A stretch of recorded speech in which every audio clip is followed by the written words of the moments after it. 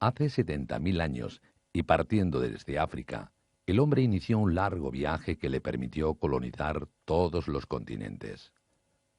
A la península ibérica llegó en el periodo conocido como Paleolítico Superior, al final de la Edad de Piedra, hace aproximadamente 30.000 años.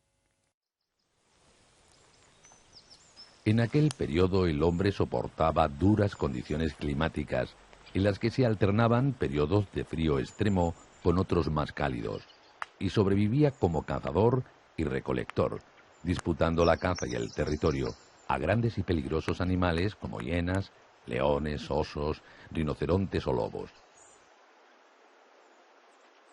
Las orillas de los ríos serán su principal fuente de aprovisionamiento de materiales y los mejores cazaderos para conseguir los alimentos que permitirán su subsistencia.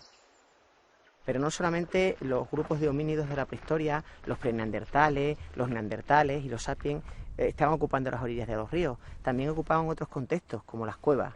Restos de homínidos presapiens encontramos en las cuevas de Santa Ana, en las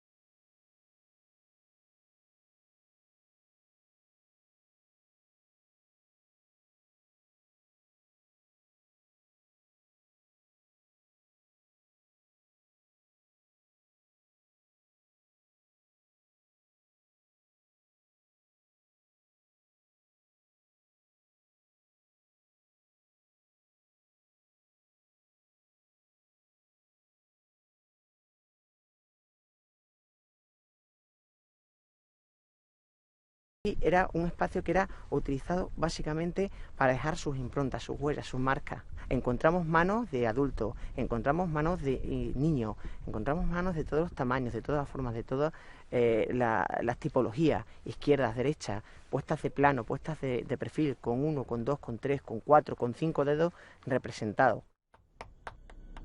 En yacimientos del Paleolítico extremeño se pone de manifiesto la práctica del trueque y el intercambio de materiales con tribus cercanas a la costa. Muestra de ello es la aparición de conchas marinas. Estos objetos debieron de utilizarse como recipientes. La antigüedad de alguna de estas pinturas debe superar los 30.000 años, un periodo en el que el Homo sapiens y Neandertal todavía conviven en estas zonas más meridionales de la península ibérica. Este motivo hace pensar a los investigadores en la posibilidad de que el hombre de Neandertal pudiera ser el autor de una parte de la iconografía presente en Maltravieso. Obviamente es una posibilidad que nos plantean las dataciones, la investigación que se está desarrollando actualmente, pero que abre un campo enorme de posibilidades y un campo absolutamente maravilloso de investigación, y también es apasionante poder pensar que el arte rupestre no solamente está hecho por nuestros ancestros, nuestros sapiens sapiens, sino que esos hermanos que se perdieron hace ya más de 30.000 años, los neandertales, también tuvieran la capacidad mental, la capacidad simbólica en su cerebro para poder hacer arte rupestre sobre las paredes de una cueva.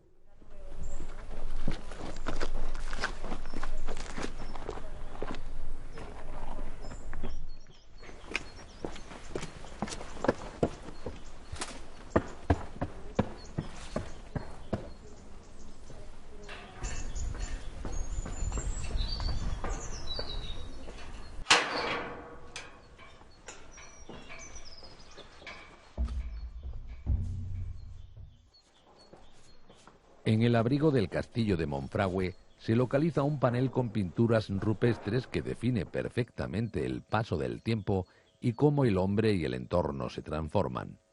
Su importancia reside en acumular motivos pintados en diferentes periodos, siendo las primeras pinturas hechas por hombres que aún pertenecían a grupos con economía cazadora y recolectora hace unos 9.000 años.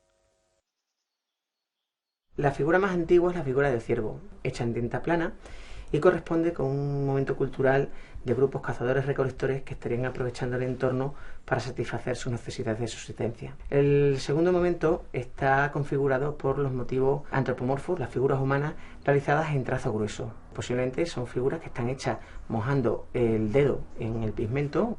Estos grupos humanos ya conocen la agricultura, ya conocen la ganadería y sus bases económicas son muy diferentes, ya no dependen de la caza para sobrevivir.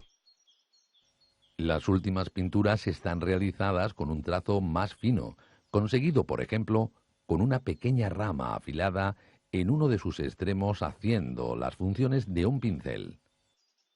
Pero a diferencia de las demás, que veíamos que eran figuras más o menos igualitarias, donde no había ninguna diferenciación entre ellas, que nos están indicando un rango social igualitario, equitativo, ¿no? Como podían ser los grupos neolíticos. En este caso sí, ya son sociedades más avanzadas, sociedades más jerarquizadas, y esa jerarquización se transfiere al arte rupestre que realizan. Y en ese caso vemos que hay figuras que están tocadas, que muestran algunos elementos que están indicando que socialmente son diferentes al resto de figuras que las acompañan.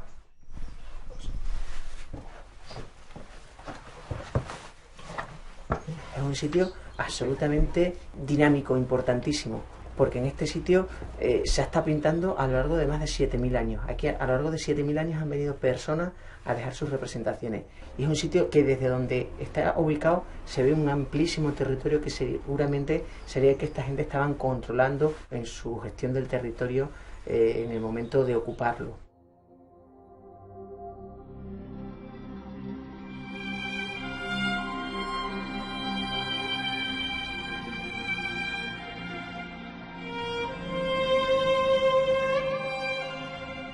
Los sucesivos estudios realizados en el Monumento Natural de los Barruecos permiten a los arqueólogos comprobar que en este lugar el hombre puso en práctica la agricultura más antigua de la que tenemos constancia. Hace 7.200 años, una tupida vegetación de acebuche dominaba el paisaje. 2.000 años después, el encinar aclarado sustituye al olivar silvestre. Estamos hablando de hace 7.200 años y todos los indicios apuntan que en ese momento ya se está cultivando en zonas como estas, zonas que si las vemos aparentemente pues no tienen un potencial agrícola, no son terrenos excesivamente fértiles, pero para un tipo de agricultura poco intensiva pues a ellos les sirve.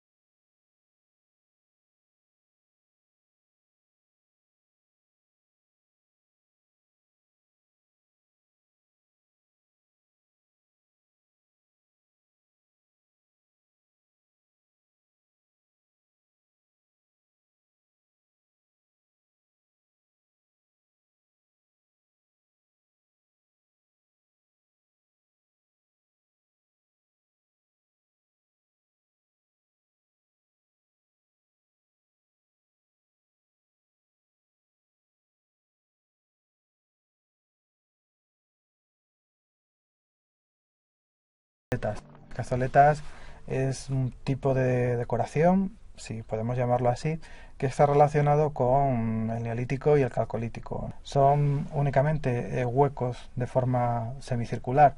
Los tenemos tanto aislados en rocas del entorno, que no sabemos lo que significan, como asociados también a enterramientos.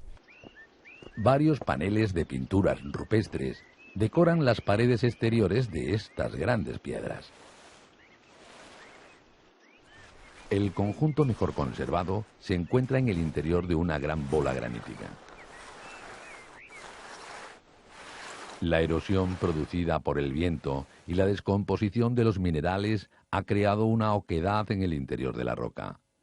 Durante el Neolítico y Calcolítico, la cueva se utilizó como lienzo en el que pintaron diversos motivos. Tenemos una serie de puntuaciones realizadas en color rojo y asociadas a ellas otro tipo de figuras que los especialistas en arte rupestre denominan ramiformes, que pueden ser estilizaciones de antropomorfos, es decir, de personas. Cuando se han realizado análisis de composición suelen ser óxidos de hierro mezclados con grasas animales, que es lo que permite que se fije sobre la pared y que haya llegado hasta nosotros. Las primeras intervenciones del hombre sobre el entorno natural se habían limitado al desbroce para labrar la tierra y conseguir pequeñas cosechas. La agricultura se va a consolidar hace 6.500 años, cuando el hombre va creando con su intervención sobre la vegetación los primeros bosques adhesados, sobre todo con encinas y alcornoques, que además de leña aportan la bellota para alimento del ganado o como materia prima para elaborar harina.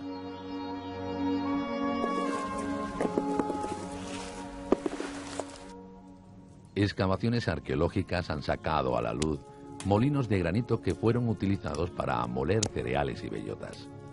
La bellota, con un alto contenido en taninos, era sometida a un proceso de cocción o tostado para hacerla más digestiva.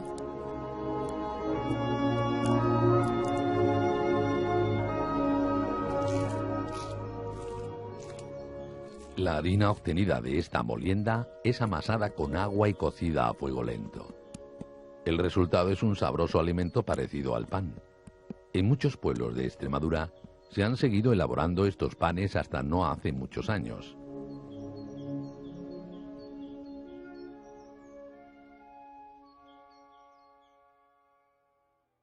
Consciente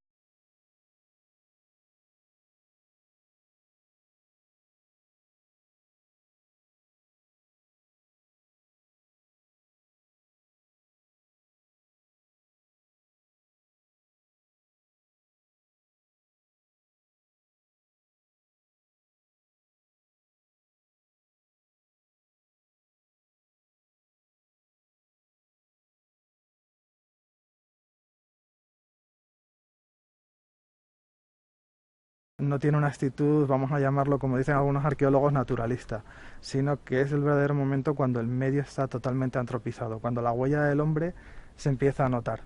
Y dentro de ese panorama, pues el megalitismo es la mayor evidencia de que el hombre ha dominado a la naturaleza ya de una forma determinante, ¿no? Una forma ya taxativa. La comunidad asentada en el territorio construye la primera manifestación arquitectónica que se conoce en la península, el dolmen, un símbolo, una vinculación social para el grupo, una evolución de su ideología y del respeto por sus muertos y antepasados. Y lo que podemos ver aquí es el acceso, concretamente el corredor, que estaría orientado, como otras estructuras megalíticas de esta misma época, incluso posteriores, hacia el nacimiento del sol, hacia el este. Estos monumentos funerarios colectivos serán utilizados por sucesivas generaciones durante miles de años, y en muchos casos su mayor deterioro lo sufren en épocas muy cercanas a nosotros. Todo ello estaría cubierto por una montículo artificial, por un túmulo, que llegaría justo hasta la laja de cobertura que tengo a mi espalda, y sería precisamente lo que permitiría a los constructores del dolmen arrastrar toda la laja de cobertura sobre ese montículo artificial hasta desplazarla y hacer que coincidiera sobre la cámara.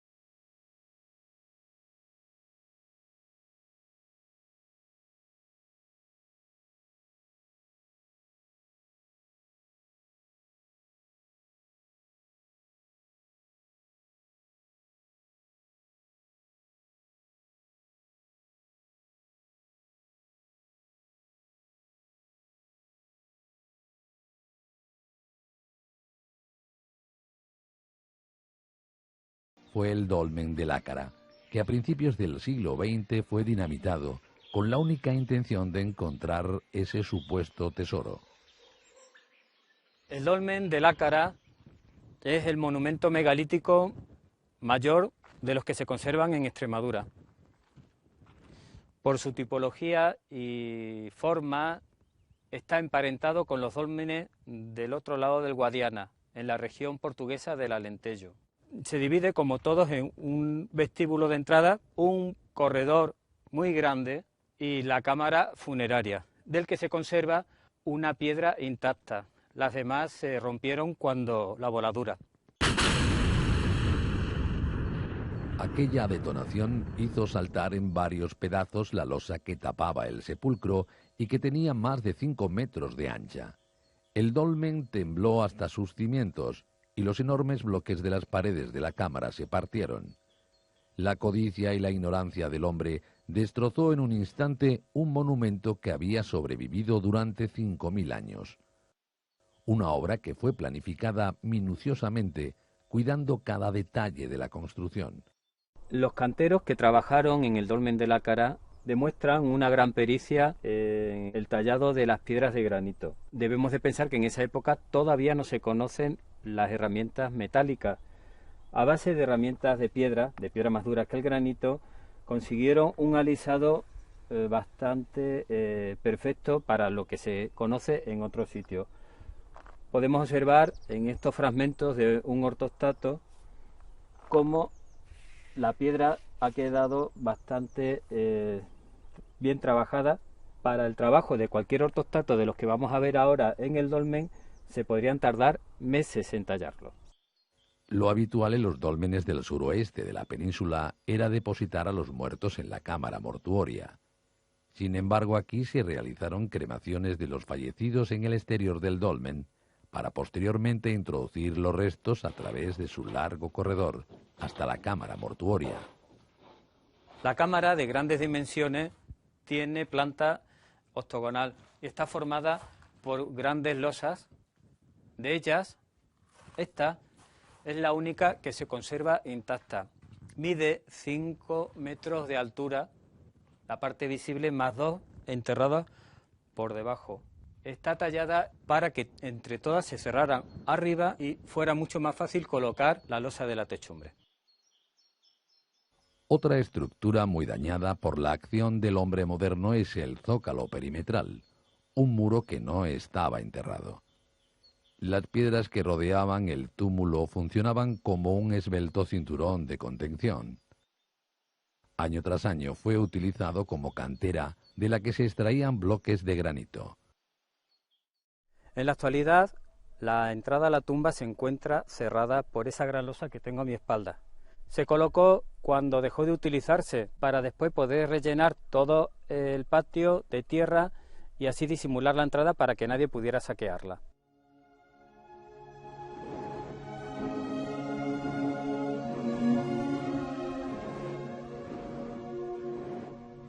Nuestro reloj del tiempo avanza y nos sitúa en el 3er milenio antes de Cristo. Estamos entrando en la edad de los metales, un periodo conocido como calcolítico, que es cuando el hombre aprende la técnica para la obtención del cobre, con lo que fabricar sus primeros utensilios de metal. Un metal que por su fragilidad todavía no sustituye en eficacia a las herramientas y armas de piedra, pero que es demandado como elemento de prestigio social.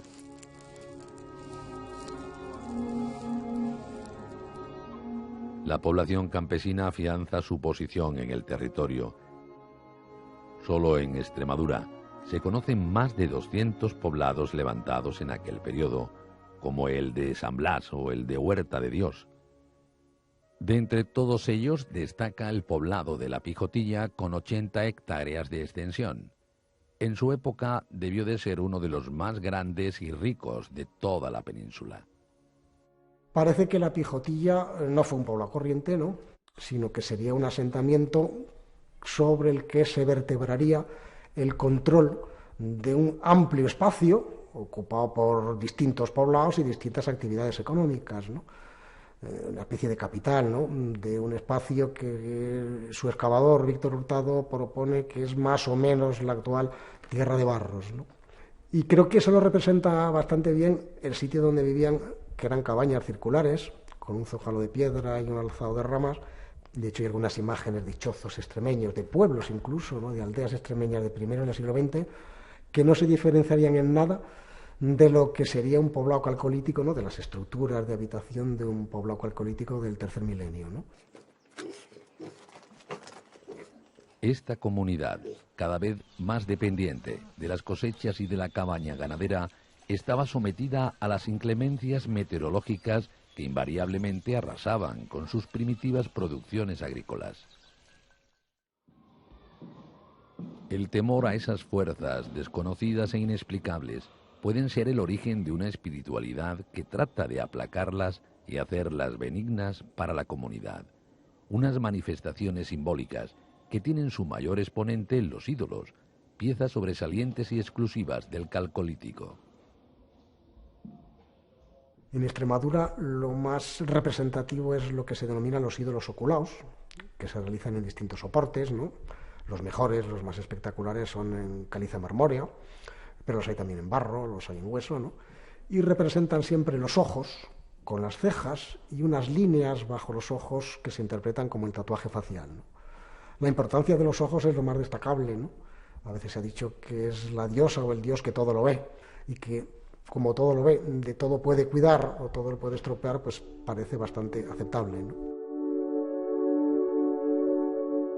Hacia el final del Calcolítico los ídolos evolucionan y con ellos la percepción que tiene el hombre de sí mismo, dando origen a los ídolos antropomorfos que se caracterizan por el desarrollo de la anatomía humana. Aparece con los brazos pegados al cuerpo, normalmente la representación del sexo, es decir, se puede distinguir entre masculinos y femeninos, y que probablemente están marcando un cambio social, ¿no?, y un cambio ideológico, ¿no?, la reivindicación de la figura humana, ¿no?, del ser humano, del poder del ser humano y sobre todo de la figura del varón, ¿no?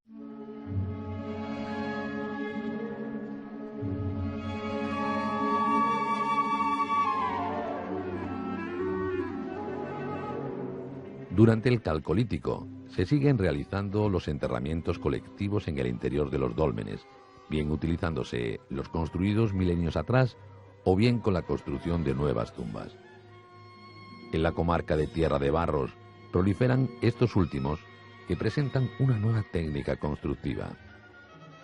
Nos encontramos en el sepulcro prehistórico de Huertamontero en Almendralejo. Esta tumba calcolítica se construyó hace 4.600 años. Tiene características propias de los dólmenes megalíticos anteriores, como puede ser la zona del corredor, pero en la cámara funeraria cambia, se construye con una cubierta de falsa bóveda.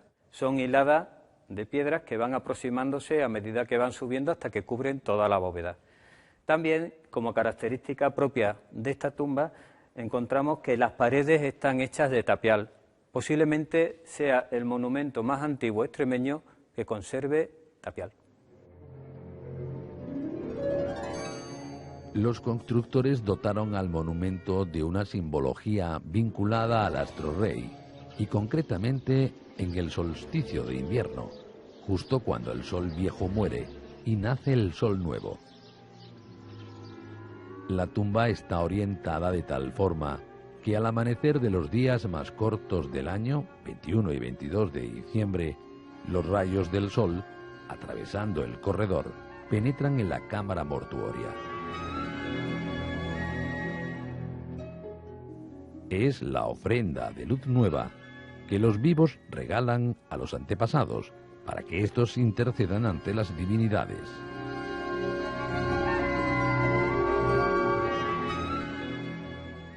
Se encontraron agujeros de postes que sirvieron de referencia para el trazado de la tumba. La colocación de 3 postes de madera a un lado y a otro de la cámara apuntan al nacimiento del sol en el solsticio de invierno y permiten referenciar el eje longitudinal del corredor y el radio de la cámara. Esto nos revela que ya se tenían conocimientos rudimentarios de geometría. Alrededor de la tumba se encontraron excavadas en la caliza 3 estructuras que sirvieron para la construcción de la tumba. Esta es la estructura más compleja de las 3 halladas. También está excavada en el Caleño, se utilizaron para realizar la mezcla para las paredes y la bóveda.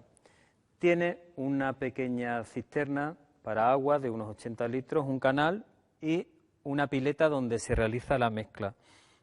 En donde está el palo se apoyaban las pértigas con las que se realizaba la mezcla. Sería como una hormigonera prehistórica. La tumba está construida a 2 metros bajo tierra y cuando la bóveda se derrumba, el material y los cuerpos de 109 individuos quedan enterrados y protegidos hasta nuestros días. Los enterramientos se realizaron en 2 etapas que abarcan un periodo de casi 1000 años. Los restos humanos más antiguos son de hace 4.650 años y se ha podido determinar un alto nivel de mortandad en niños, jóvenes y mujeres en el momento del parto.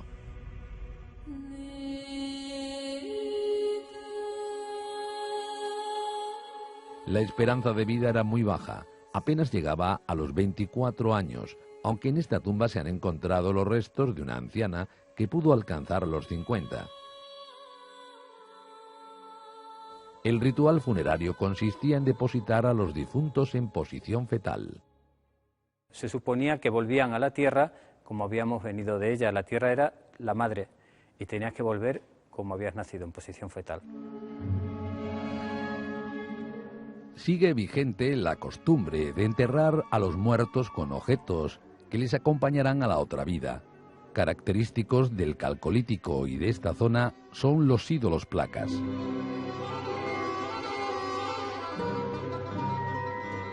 El hombre avanza en su inexorable control sobre el territorio. Se adentra en un periodo al que llamaremos Edad del Bronce y que se prolongará durante más de 1000 años. El Bronce del Suroeste, una cultura que se extiende en lo que es el Algarve, Alentejo, la provincia de Huelva y el sur de Extremadura, la provincia de Badajoz, y que constituye una verdadera cultura transfronteriza, ya en época prehistórica. Se abandona el llano y se eligen lugares más elevados, donde asentar los nuevos poblados, y así controlar el territorio. Esto se puede apreciar en el cerro del Castillo de Alange, donde se localiza uno de los pocos poblados hallados en Extremadura y perteneciente a la Edad del Bronce. El poblado va a ocupar la ladera del cerro en sucesivas terrazas. En una de ellas se encuentra un granero que pone de manifiesto la capacidad organizativa de esta sociedad. Estamos en un momento de principio de diferenciación social. No es una sociedad tan igualitaria, sino una sociedad ya con, podríamos decir, grupos sociales diferenciados, y en la cúspide de la cual pues se encontrarían unas élites de carácter guerrero, como atestiguan las armas de bronce aparecidas, y que posiblemente controlarían a los demás grupos sociales. Esta progresiva diferenciación de los grupos sociales se acrecienta conforme avanza la Edad del Bronce, teniendo su reflejo en los nuevos campos de cista. Estos son nichos individuales que sustituyen a los enterramientos colectivos. Como expresión del poder de estas élites sociales y guerreras surge, ya hacia el Bronce final, una nueva manifestación cultural: las estelas decoradas. Este arte esquemático puede representar a guerreros con sus armas o a figuras femeninas rodeadas de diademas.